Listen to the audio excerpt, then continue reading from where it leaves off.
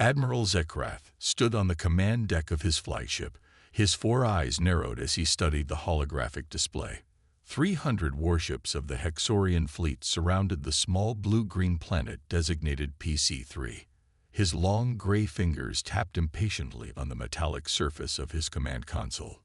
"Status report," he demanded, his voice echoing through the silent bridge. "All ships in position, Admiral," replied Subcommander Kreth. "The human colony has been completely encircled. Our sensors detect only one defensive vessel in orbit." Zechrath made a dismissive gesture with his upper limbs. "One ship against 300. This will be remembered as the shortest conquest in Hexorian history. The humans had been discovered only 3 standard cycles ago, a primitive species that had somehow managed to establish a small colony beyond their home system. Intelligence reports classified them as a minimal threat, barely worth the resources allocated to this invasion. But the High Council had been clear. All potential competitors for galactic resources must be subjugated or eliminated. "Open a channel to their vessel," ordered Zechrath.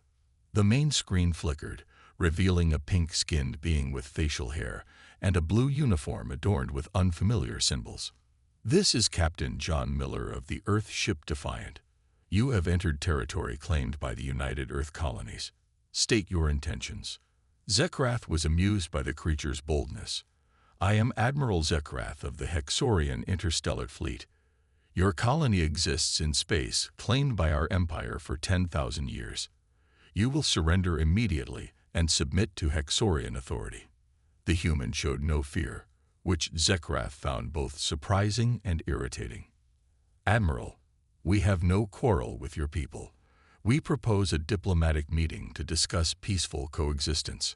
The colony of New Hope has 12,000 civilian settlers, including many families with children. Diplomacy is not an option," Zechrath replied coldly. "You have 1 standard hour to lay down your defenses. After that, we begin our descent." The transmission ended, and Zechrath turned to his science officer. "What are we facing on the ground?" Science Director Villana consulted her data screens. "The colony appears to consist of prefabricated structures clustered in a valley. Primitive power generation systems. No evidence of advanced weapons or defensive shields. Their technology is at least 3 generations behind ours." Zechrath nodded, satisfied. "Prepare the first wave of landing craft. 50 ships should be more than sufficient." On board the Defiant, Captain Miller turned to his communications officer with a grim expression. "Kelly, get me the colony. Now." Officer Kelly Rodriguez worked quickly at her station. "Channel open, Captain." The screen showed a woman with short brown hair wearing a military uniform, with dirt smudges on the sleeve. "Commander Ellis, the diplomacy option just failed. You have 1 hour." Susan Ellis nodded sharply. "We've been ready since they appeared 3 days ago. The surface-to-orbit defenses are in place. The civilians are in the underground shelters. What about the magnetic field disruptors?" Engineer Woods finished calibrating them this morning. "They're untested against alien tech, but the theory is sound." Miller smiled for the first time that day. "Then we stick to the plan. Make them think we're helpless, then hit them when they come in close. You realize they'll send everything they have once the first wave fails," Ellis said. "That's counting on their predictability. Remember, we only need to hold out until the Navy arrives with the 7th Fleet. 4 days, maybe 5. Ellis gave a short nod. "See you on the ground, Captain." As Miller prepared the Defiant for the coming battle, Admiral Zechrath watched the human colony through high-powered scopes. He saw no panic, no last-minute evacuations, no visible weapons being deployed. "They accept their fate," he told his officers confidently. "These humans understand the futility of resistance." "The first wave is ready, Admiral," reported Subcommander Kreth. "Begin the invasion," ordered Zechrath. 50 Hexorian warships broke formation and descended toward the planet's atmosphere. On their command screens, the human colony looked peaceful and vulnerable. Admiral Zechrath settled back in his command chair, already drafting his victory report in his mind. He had conquered 15 species in his career, and none had offered significant resistance against his overwhelming forces. These humans would be no different. After all, he outnumbered them 100 to 1. He was wrong. The 50 Hexorian ships entered the atmosphere of New Hope in perfect formation. Their polished hulls gleamed in the light of Proxima Centauri as they descended toward the human colony. Inside the lead ship, Commander Vex felt nothing but boredom. This was his 12th invasion, and they all ended the same way. "Entering lower atmosphere," reported his pilot. "No resistance detected." Vex nodded. "Proceed to landing coordinates. Prepare assault teams." In the underground command center beneath the colony, Commander Susan Ellis watched the approaching ships on a digital map. Around her, 20 men and women operated various stations, their faces lit by the glow of screens. "They've passed the outer marker," said a young lieutenant. "All ships are within the magnetic field." Ellis took a deep breath. "Engineer Woods, are you ready?" Alan Woods stood at a complex control panel across the room. His hands hovered over a large red switch. "Ready, Commander." "The magnetic disruptors are at full charge." "Wait until they're fully committed," Ellis ordered. "We only get one shot at this." The Hexorian ships continued their descent, now just 3,000 meters above the colony. Commander Vex noticed something unusual on his sensors. "What is that energy reading?"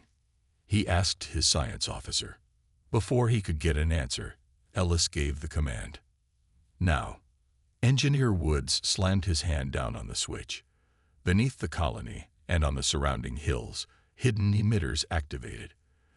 They sent powerful waves through the planet's natural magnetic field, creating a disruption that the humans had spent months preparing.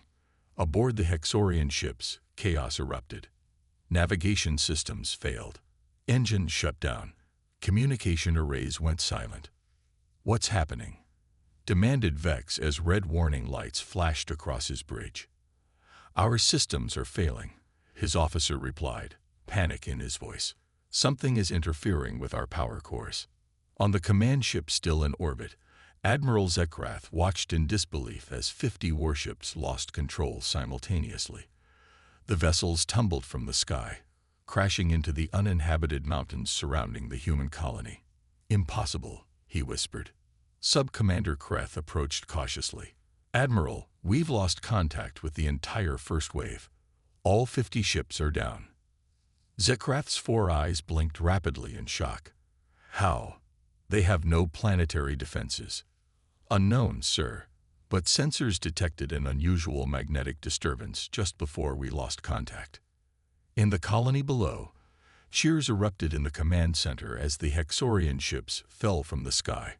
Commander Ellis allowed herself a small smile before returning to business. "Damage assessment," she ordered. 47 enemy ships crashed in the uninhabited zones. 3 went down near the western forest, reported her tactical officer. "No civilian casualties. Our defense system worked exactly as planned." Ellis nodded. "The magnetic disruptor needs 12 hours to recharge. They'll send the next wave before then." "We need to prepare the ground defenses," said Woods. "They won't make the same mistake twice." On her personal communicator, Ellis contacted Captain Miller. "Phase 1 complete. All targets neutralized." Miller's voice came through clearly. "Well done, Commander. But the Admiral up here looks angry. Prepare for ground forces next. I'm moving the Defiant behind the moon to hide our next surprise." Admiral Zechrath slammed his fist on his command console. "How did this happen? They're primitives." Science Director Villana studied her readings. "It appears they used the planet's natural magnetic field against us. Quite ingenious, actually." "Ingenious," Zechrath hissed. 50 ships lost to a trick. "We still have 250 vessels," Sub-Commander Kreth reminded him. "And now we know their strategy." Zechrath nodded slowly, his anger turning to cold determination. "Prepare 100 ships for the next wave. This time, we'll stay above the magnetic field disturbance and deploy ground troops." As night fell on the colony, Susan Ellis walked among her troops. They were a mix of former soldiers and civilian volunteers, now preparing defensive positions. "They'll come on foot next time," she told them, "and they'll be angry." A young soldier looked up nervously. "There are still hundreds of them against just us." Ellis placed a hand on his shoulder. "Numbers don't matter as much as you think. They expect us to fight like them. We won't." In space, Admiral Zechrath watched the human colony through the night. One small defeat meant nothing. His fleet was still vast, his victory inevitable. What he didn't understand was that humans had been fighting against the odds since they first picked up weapons against each other. They had learned and evolved through countless wars. The Hexorians were about to face something they had never encountered before, an enemy who refused to lose. Dr. Olivia Grant worked quickly in the colony's science lab. On the table before her lay pieces of broken Hexorian technology salvaged from one of the crashed ships. Her team had spent the last 6 hours taking apart and studying the alien weapons and communication devices. "Look at this power cell," she said to her assistant. "It's at least twice as efficient as ours, but it's vulnerable to electromagnetic pulses." Outside the laboratory, the colony of New Hope was transforming. What had appeared to be simple prefabricated buildings from space now revealed their true purpose. Metal panels slid aside, uncovering defensive positions. Hidden turrets emerged from rooftops. The peaceful settlement was becoming a fortress. Commander Ellis walked through an underground tunnel, inspecting the network that connected the entire colony. These passages had been part of the original design, built during the first days of settlement 3 years ago. Earth had learned from its past mistakes and no longer built colonies without defensive capabilities. "Status report," Ellis called as she entered the main bunker. "The alien dropships are assembling in high orbit," reported her tactical officer. "They're staying above the magnetic field this time. Estimate 100 ships in the second wave." Ellis nodded. "And the civilians?" "All 12,000 colonists are in the deep shelters. Food and water for 30 days. In his laboratory beneath the colony's main square, Engineer Woods was adapting their defenses. "They won't fall for the same trick twice," he said to his team. "But they don't know about our tunnel system or the automated drones." Woods activated a screen showing hundreds of small flying devices, each no bigger than a bird. "These will be our eyes when they land." In orbit, Admiral Zechrath reviewed the new invasion plan with his officers. "We will deploy ground forces from high altitude," he explained. 5,000 troops in the first landing. They will secure a perimeter. Then we send the heavy weapons. Sub-Commander Kreth looked concerned. "Sir, we still don't fully understand what happened to the first wave." "A simple trick that won't work again," Zechrath dismissed him. "These humans have one defensive vessel and primitive weapons. Their colony has existed for only 3 years. They cannot stand against the might of our empire." Science Director Villana spoke up hesitantly. "Admiral, I've been analyzing their communications. There are indications that many of the colonists have military training." "Farmers with guns," scoffed Zechrath. "Begin the deployment." On the Defiant, hiding behind Proxima Centauri's moon, Captain Miller received the alert that the second wave was launching. "They're sending ground troops this time," he told his crew. "Get me Commander Ellis." Ellis appeared on his screen, her face tired but determined. "We see them, Captain. 100 ships, higher altitude than before. The Defiant will remain hidden until the right moment," Miller said. "How's Dr. Grant doing with the alien tech?" "She's made progress. Says their communications are surprisingly easy to intercept and decode." Miller smiled. "Then it's time for Phase 2. Officer Rodriguez is ready on our end." As the Hexorian dropships entered the lower atmosphere, they maintained high altitude, avoiding the magnetic disruption that had doomed the first wave. Inside the lead ship, Ground Commander Drozik prepared his troops.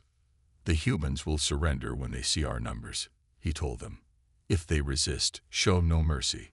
The ships began dropping troops in the hills surrounding the colony. Thousands of Hexorian soldiers descended on gravity sleds, weapons ready. What they didn't know was that hundreds of human surveillance drones were already tracking their movements, and beneath the surface, the colonists were far from helpless. Dr. Grant finished adapting the captured Hexorian communication device. It works. We can now listen to all their tactical channels. In the command center, Ellis received the first reports from the drone network. They're setting up a perimeter, just as we expected, moving in from all sides. She activated the colony-wide communication system. All defensive teams, prepare for contact. Remember your training. We've planned for this day since we arrived. Throughout the underground network, men and women moved into position. Many were veterans of Earth's conflicts, who had come to New Hope seeking peace but prepared for war. Admiral Zechrath watched from orbit as his ground forces deployed. The human colony looked quiet, almost abandoned. Perhaps they had fled underground in fear. "Begin the advance," he ordered. As the Hexorian troops moved toward the seemingly defenseless human settlement, they had no idea what waited for them. The real battle for New Hope was about to begin. Captain John Miller studied the tactical display on the bridge of the Defiant. His ship had been hiding behind Proxima Centauri's moon for the past 6 hours, using the natural radiation to mask its presence from Hexorian sensors. "Status of the stealth systems," he asked his second-in-command. "Holding steady, Captain. As long as we stay in the radiation shadow, their scanners can't detect us." Miller nodded and turned to Kelly Rodriguez at the communication station. "Any progress on their battle codes?" Rodriguez didn't look up from her screen. Her fingers moved quickly across the control panel as lines of alien text scrolled past. "I've broken 70% of their encryption. Their command signals follow predictable patterns." "Good work. Can we send false orders yet?" "Not yet," Rodriguez replied. "But I can intercept and listen to everything their ships are saying." Miller moved to the weapons station where Security Chief William Foster was preparing for the most dangerous part of their plan. "Your team ready?" Miller asked. Foster checked his gear one last time. "Ready as we'll ever be, sir. 6 of us against an entire Hexorian command ship. Just another day at the office." Miller smiled grimly. "Remember, this isn't a capture mission. Get in, plant the device. Get out. Dr. Grant's program will do the rest." On the planet below, the battle had begun. Hexorian ground forces advanced on the colony from all sides, expecting minimal resistance.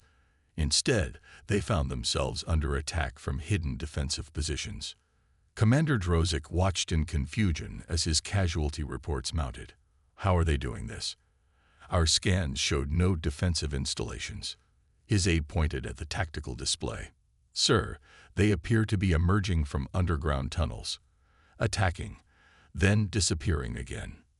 In the colony's command center, Commander Ellis coordinated the defense. "Group 3, fall back to Tunnel 7.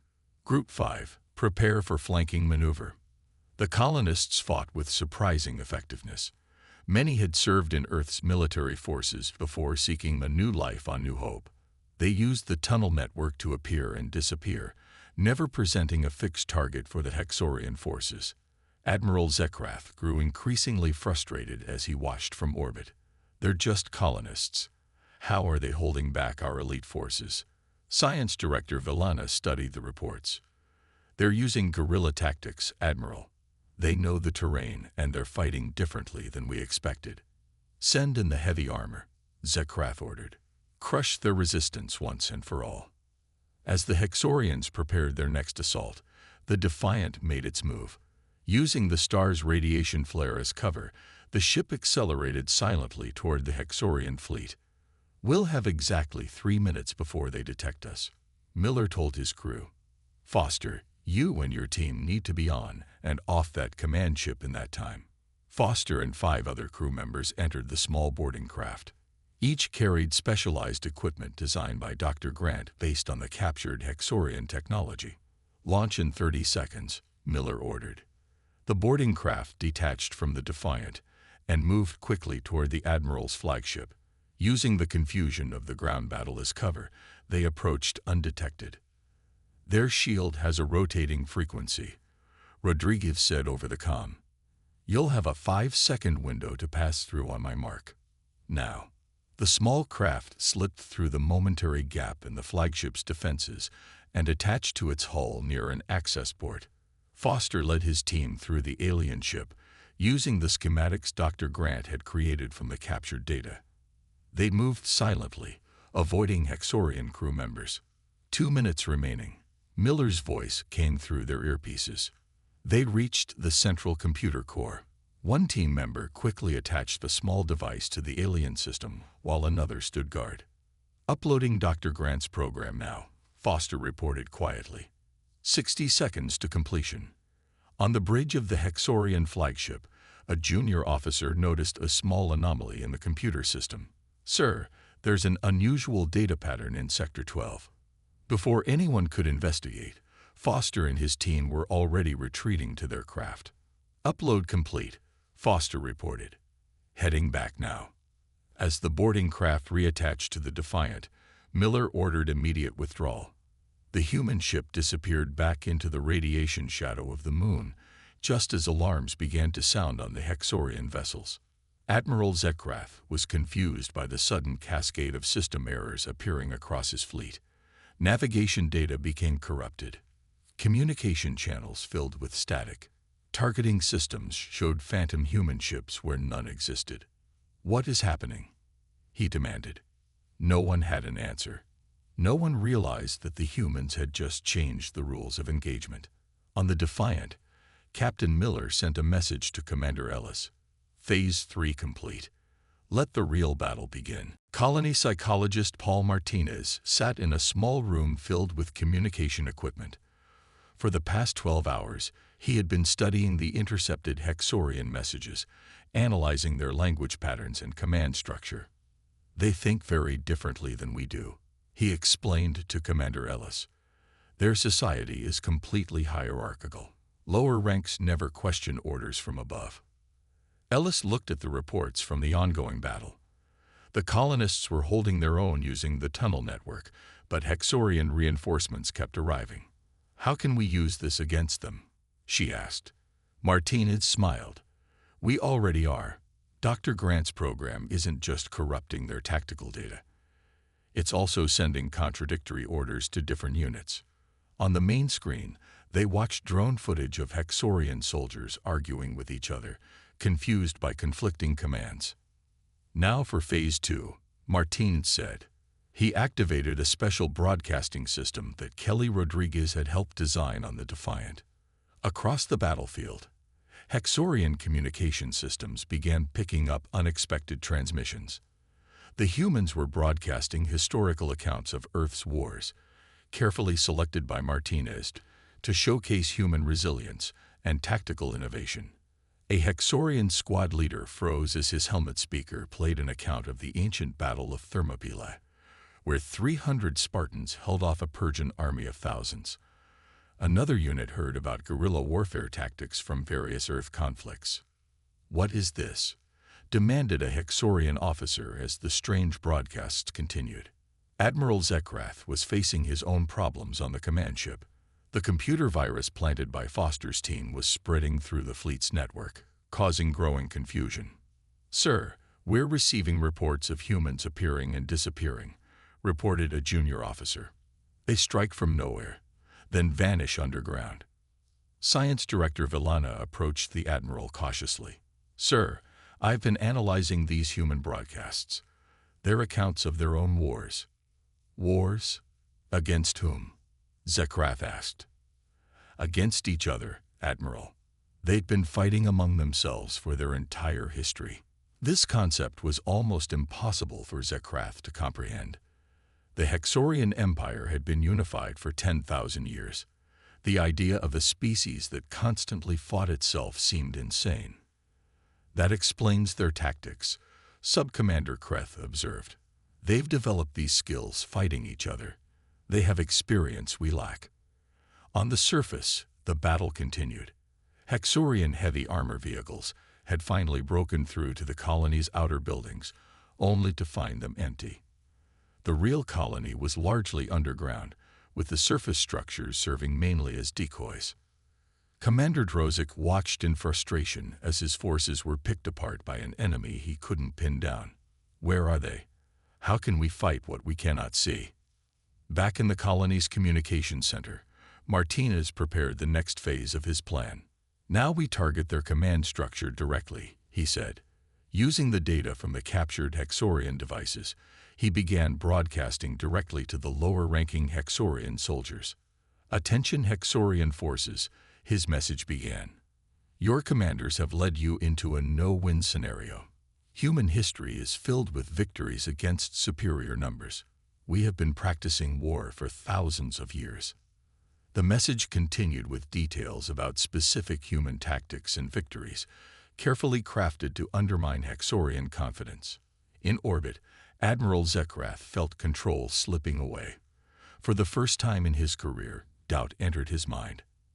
These humans fought unlike any species he had encountered. "Sir, we're getting reports of units refusing to advance," Kreth reported, his voice low. "The humans are somehow exploiting our command structure." Zechrath slammed his fist down. "Impossible. No Hexorian would disobey orders." "They're not disobeying, exactly," Velana explained. "They're receiving conflicting orders and cannot determine which are genuine." On the Defiant, Miller received an update from Rodriguez. "Captain, the psychological warfare is working. Their communications show increased confusion and hesitation." Miller nodded with satisfaction. "Keep it up. Every hour we hold them off brings Earth's reinforcements closer." The battle had been raging for nearly 30 hours. The colonists were tired of holding their positions. The Hexorians, despite their superior numbers, were failing to make significant progress. In his underground office, Martinez recorded a new message for broadcast, this one targeted directly at Admiral Zechrath. "Admiral," it began, "you face an enemy who has thrived on being outnumbered. Earth's history is filled with examples of smaller forces defeating larger ones through adaptation and innovation. The longer you fight, the better we understand your tactics. The longer you stay, the more you lose." As the message played on the Admiral's private channel, Zechrath felt something he had never experienced in battle before. Fear. Not of the humans, but of failure. Of returning to the Hexorian High Council in defeat. Of being the first Admiral in 10,000 years to lose to a primitive species. What he didn't realize was that this fear, this doubt, was exactly what the humans were counting on. 2 weeks had passed since the Hexorian invasion began. What Admiral Zechrath had expected to be a quick victory had turned into a frustrating stalemate. The human colony continued to resist despite being outnumbered 100 to 1. In the underground command center, Commander Ellis gathered her team. The room was dimly lit to conserve power, and the faces of her officers showed signs of exhaustion. "It's time to move from defense to offense," she announced. "Captain Miller is ready with the Defiant, and Dr. Grant has completed her work on the captured Hexorian weapons." Ellis gestured to the tactical display, showing the positions of Hexorian forces surrounding the colony. "For 2 weeks, we've let them think they're wearing us down. Now we show them what humans can really do." On the Defiant, hidden behind the moon, Captain Miller addressed his crew. The ship had been modified with Hexorian technology, recovered from the crashed vessels, and adapted by Dr. Grant's team. "Our engines now match Hexorian specs," Miller explained, "and our weapons have been upgraded with their power systems. We're no longer outmatched." Communications Officer Rodriguez reported from her station. "The virus we planted in their network is still active. Their fleet coordination is compromised." Miller nodded. "Then it's time. Target their supply ships first." The Defiant moved out from behind the moon, its enhanced engines glowing with an unusual blue light. Hexorian sensors detected the ship too late as it accelerated toward their supply vessels. "Human ship approaching," shouted a Hexorian officer on the fleet's logistics vessel. Admiral Zechrath was immediately alerted. "One ship. Destroy it." But the Defiant moved with unexpected speed and agility. Before the Hexorian vessels could coordinate their response, Miller's ship had fired on 3 supply ships with weapons that mimicked Hexorian technology. Direct hits, reported Foster from the weapons station. Their shields weren't calibrated for their own weapon signatures. On the planet below, Commander Ellis gave the order to begin the ground counteroffensive. Colonists emerged from hidden bunkers across the battlefield, using tactics specifically designed to exploit Hexorian weaknesses. Group 1, target their communication relays, Ellis ordered. Group 2, take out their sensor arrays. Dr. Grant had provided each team with devices that could jam Hexorian communications at close range. The alien troops suddenly found themselves isolated from their command structure, unable to coordinate their defense. Engineer Woods launched his own surprise from the colony's main power plant. Hundreds of small drones, built using a combination of human and Hexorian technology, swarmed into the sky. The drones are identifying and targeting all Hexorian communication arrays, Woods reported to Ellis. They won't be able to coordinate their forces. Admiral Zechrath watched in alarm as his carefully structured invasion force began to fall apart. Status reports showed increasing losses both in space and on the ground. How are they doing this? He demanded. They're just one colony with one ship. Science Director Villana studied the attack patterns. They've adapted our own technology against us, Admiral, and they're using it in ways we never considered. On the surface, Commander Ellis led a team through the dense forests surrounding the colony. They moved quietly, using the natural cover to approach a Hexorian forward base. They still think in terms of large-scale formations, Ellis told her team. We'll show them how humans have fought throughout history. Small teams, surgical strikes. Her group quickly overwhelmed the Hexorian outpost, capturing valuable equipment and taking several aliens prisoner. In orbit, the Defiant continued its hit-and-run attacks against the Hexorian fleet. Captain Miller used the planet's magnetic field and radiation bursts from the star to mask his approach, striking quickly before retreating. Another supply ship disabled. Foster reported after their 5th attack run. Their fleet formation is breaking down. Miller allowed himself a small smile. Keep it up. We don't need to destroy them all. We just need to make this invasion too costly to continue. In his command ship, Admiral Zechrath faced growing dissent from his officers. Admiral, we've lost 20% of our fleet to one human ship, Subcommander Kreth reported. Our ground forces are in disarray. Perhaps we should consider withdrawal. Zechrath slammed his fist on the console. Withdrawal. Against primitives. The High Council would have me executed for such cowardice. Better one execution than the loss of our entire fleet, Kreth replied quietly. Villana approached with new data. Admiral, our intelligence on these humans was fundamentally flawed. They are not primitives. They are survivors, adapted to overcome superior forces through innovation and unconventional tactics. Back in the colony command center, Ellis received reports of Hexorian units retreating from multiple sectors. It's working, she told her officers. Keep the pressure on. We need to make them believe that staying is more costly than leaving. Paul Martinez prepared a final psychological broadcast. This message will suggest that Earth reinforcements are on the way. We know they're not, but the Hexorians don't. As the counteroffensive entered its 3rd day, the tide had clearly turned. Despite still having numerical superiority, the Hexorian forces were disorganized and demoralized. Admiral Zechrath faced a decision that would define his career and possibly the future relationship between humans and the Hexorian Empire. The battle for New Hope was reaching its climax. Admiral Zechrath stood on the bridge of his flagship, surrounded by worried officers. 3 weeks into what should have been a simple conquest, his magnificent fleet was in disarray. The view screen showed the human colony below, still defiant despite everything he had thrown at it. One final assault, he declared. We will commit all remaining forces to a direct attack on their main settlement. No more cat and mouse games. Subcommander Kreth stepped forward cautiously. Admiral, I must formally object. We have lost nearly 1/3 of our fleet to their tactics. This colony is clearly more valuable to them than we estimated. Are you suggesting surrender, Sub-Commander? Zechrath's voice was dangerously quiet. Not surrender. Strategic withdrawal. We can return with more ships, better intelligence. Other officers murmured in agreement.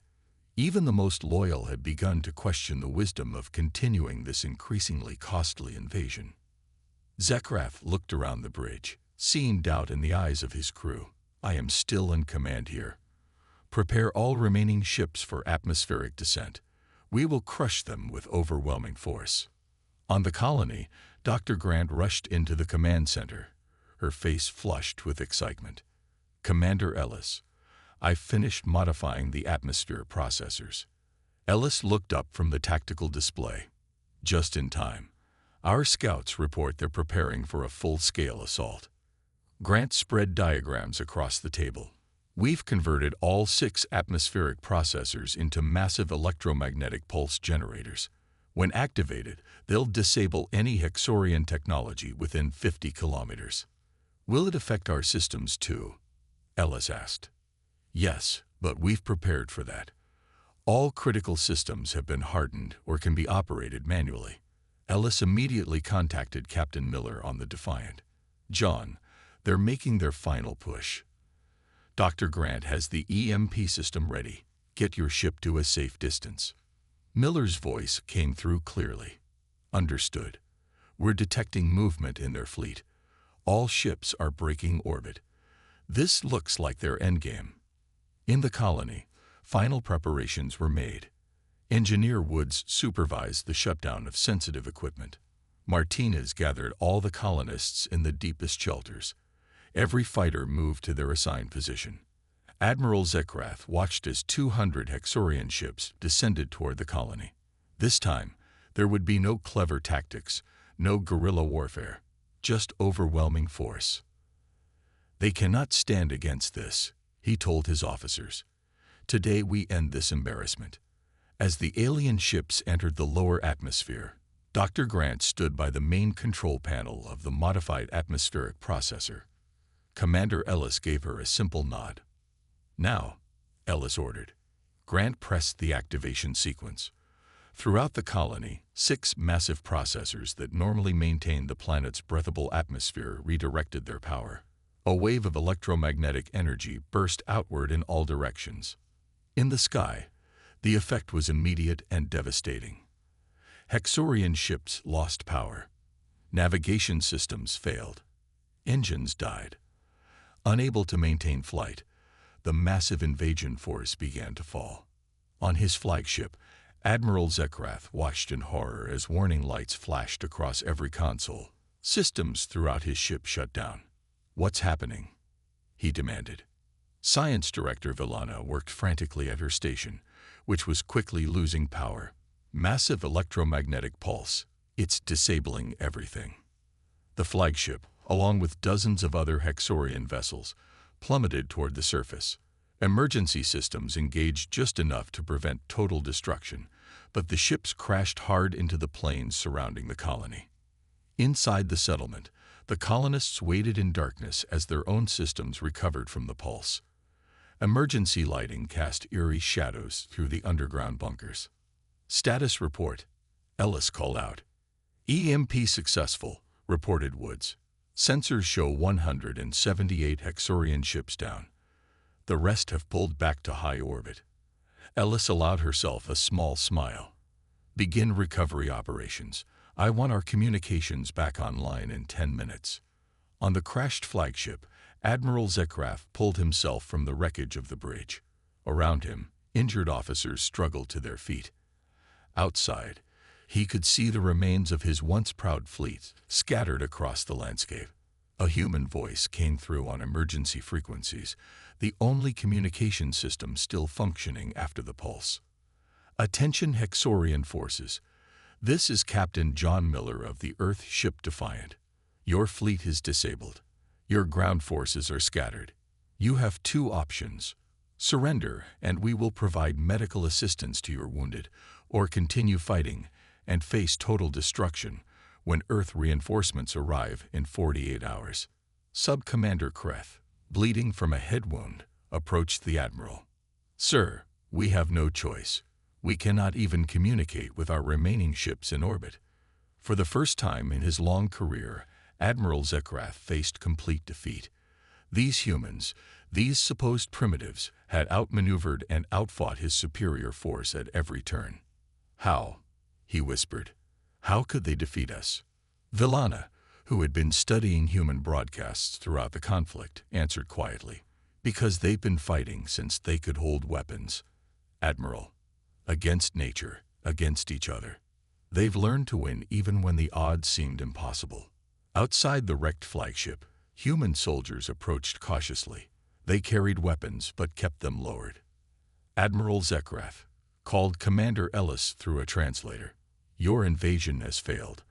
Will you agree to withdraw your remaining forces from our system?" Surrounded by the wreckage of his fleet, with his remaining ships unable or unwilling to continue the fight, Zechrath had only one answer. "Yes," he said simply. As Hexorian medical ships landed to collect the wounded, Ellis stood beside Captain Miller, watching the aliens begin their retreat. "They outnumbered us 100 to 1, Miller said. "They never stood a chance." Ellis nodded. "Numbers don't win battles. People do." Above them, the remaining Hexorian ships broke orbit and disappeared into deep space. The battle for New Hope was over. The humans had won. 3 months after the Battle of New Hope, Admiral Zechrath stood before the Hexorian High Council. The Grand Chamber was filled with the most powerful members of the Empire, all waiting to hear his explanation for the unprecedented defeat. The 7 council members sat on elevated platforms, looking down at him with their 4 eyes. Their gray skin seemed paler than usual under the harsh lights. "Admiral Zechrath," began the head counselor, "you departed with 300 warships to subjugate a primitive human colony. You returned with less than 200 vessels, many damaged beyond repair. Explain this failure." Zechrath had spent weeks preparing for this moment. His career, possibly his life, depended on making the council understand what had happened. "Honor Council," he began, his voice steady despite his inner turmoil. "I must report that our intelligence on the humans was fatally flawed. They are not primitives. They are perhaps the most dangerous species we have ever encountered." Murmurs spread through the chamber. The council members exchanged glances. "Explain," ordered the head counselor. "We outnumbered them 100 to 1, Zechrath said, his voice now shaking slightly. "It didn't count. Their strength is not in numbers or even technology. It is in their nature, their history, their thinking." Zechrath activated a holographic display showing images from the battle. Hexorian ships falling from the sky, human soldiers emerging from hidden tunnels, the Defiant striking against larger vessels. The humans adapted our own technology against us within days of capturing it. They used the planet itself as a weapon. But most importantly, they thought in ways we could not predict. Science Director Villana stood beside the Admiral, adding her analysis. "The humans have evolved through constant conflict, both against their environment and against each other. While we have enjoyed 10,000 years of unity, they have been forced to innovate through countless wars." The council listened with growing concern as Zechrath and Villana detailed the tactics the humans had used. The magnetic disruption, the psychological warfare, the modified atmospheric processors.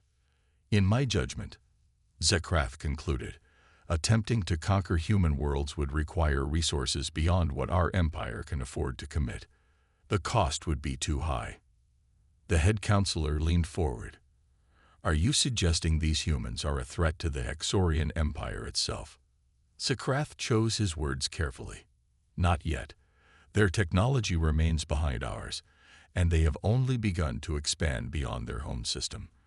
But given time, given space to grow, yes, they could become the greatest threat we have ever faced." The council chambers erupted in debate. Some counselors called for a massive military buildup. Others suggested diplomatic outreach to the humans. A few even proposed a full retreat from all regions near human space.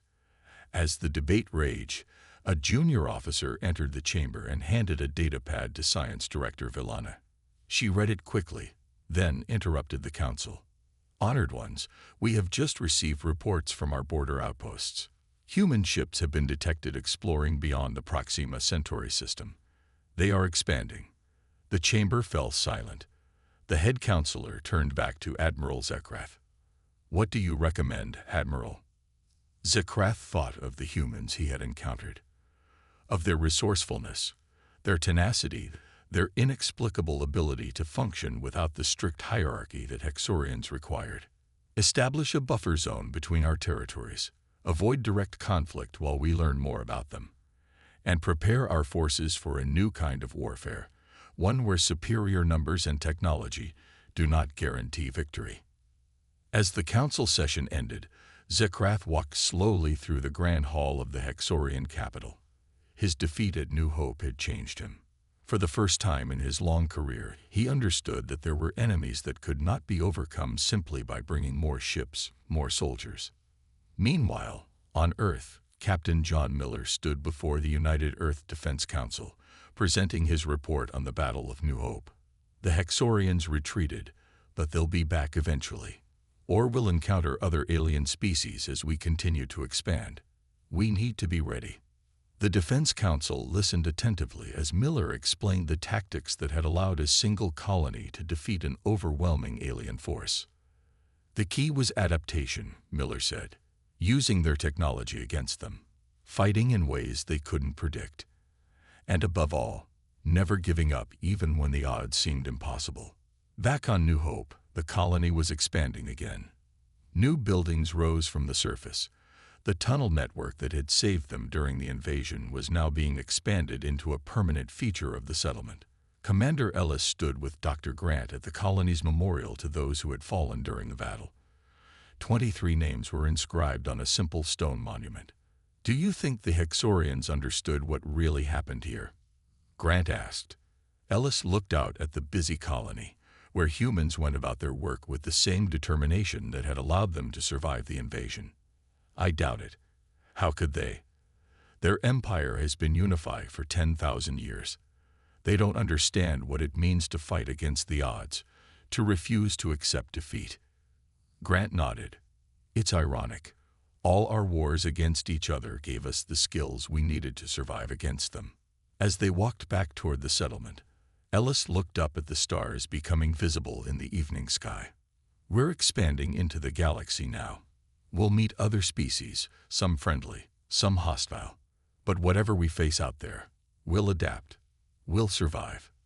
In deep space, beyond the furthest human outpost, Admiral Zechrath's personal vessel drifted at the edge of a nebula. He had taken leave from active duty to study these humans further, to understand the force that had defeated his fleet. On his view screen, he watched recordings of Earth's history, of human conflicts spanning thousands of years, of smaller forces defeating larger ones through innovation, determination, and the refusal to surrender. "We outnumbered them 100 to 1, he whispered to himself. It didn't count. And in that moment, he understood the true lesson of New Hope.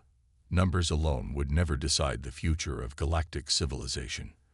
The real power lay in adaptation, in learning, in the will to overcome impossible odds. Humanity was coming to the stars, and the galaxy would never be the same again.